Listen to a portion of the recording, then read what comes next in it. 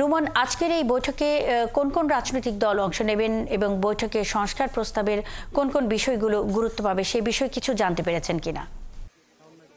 সরকার যতগুলো সংস্কার কমিশন করেছিল এর ভিতরে কিন্তু সংবিধান সংস্কার কমিশন রয়েছে, বিচার বিভাগ সংস্কার কমিশন রয়েছে, জনপ্রশাসন সংস্কার কমিশন রয়েছে। এই গুরুত্বপূর্ণ মোট সাতটি কমিশন নিয়ে কিন্তু জাতীয় ঐক্যমত কমিশন গঠন করা হয়েছে খুব সম্প্রতি, যেটির আজকেই প্রথম কর্মদিবস।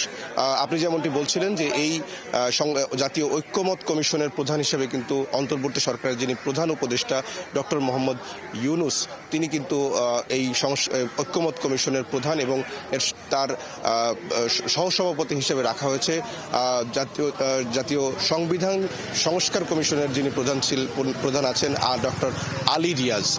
তাদের নেতৃত্বেই আজকের যে প্রথম বৈঠক সেটি হবার কথা রয়েছে। আপনি যেটি জানতে চাচ্ছিলেন যে আজকে প্রথম এই যে বৈঠকটি হচ্ছে, এই প্রথম বৈঠকে অন্তর্বর্তী সরকার জাতীয়তাবাদী দল বিএনপিকে প্রথম আমন্ত্রণ জানিয়েছে। আমরা যতদূর খবর পেয়েছি বিএনপির মোট 6 সদস্যের একটি প্রতিনিধি দল এখানে ফরেন সার্ভিসে কিছুক্ষণের মধ্যে আসবেন। আপনি জানেন যে 3টার সময় এই বৈঠকটি শুরু হবার কথা রয়েছে। বিএনপির পক্ষ থেকে এই প্রতিনিধি দলের নেতৃত্ব দেবেন বিএনপির মহাসচিব মির্জা ফখরুল ইসলাম আলমগীর। এছাড়া বাকি সদস্য যারা আছেন এরা সবাই জাতীয় স্থায়ী কমিটির সদস্য।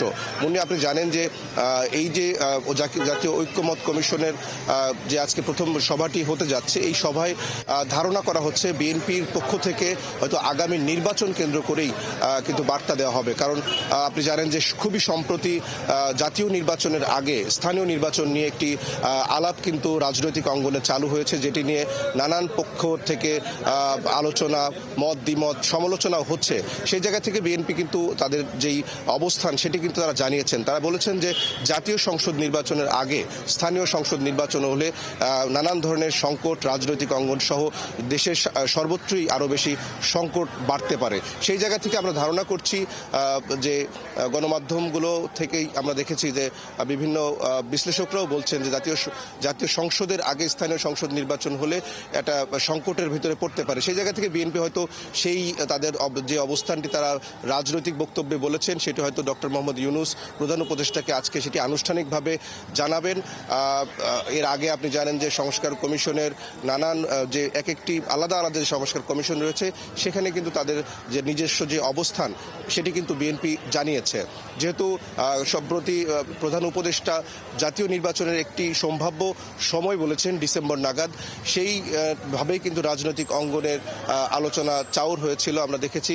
কিন্তু জাতীয় নির্বাচনের আগে স্থানীয় সংসদ নির্বাচনের জামাত সহ গণ অধিকার পরিষদ সহ বেশ কয়েকটি রাজনৈতিক দল জাতীয় সংসদ নির্বাচনের আগে স্থানীয় নির্বাচন দাবি করছে।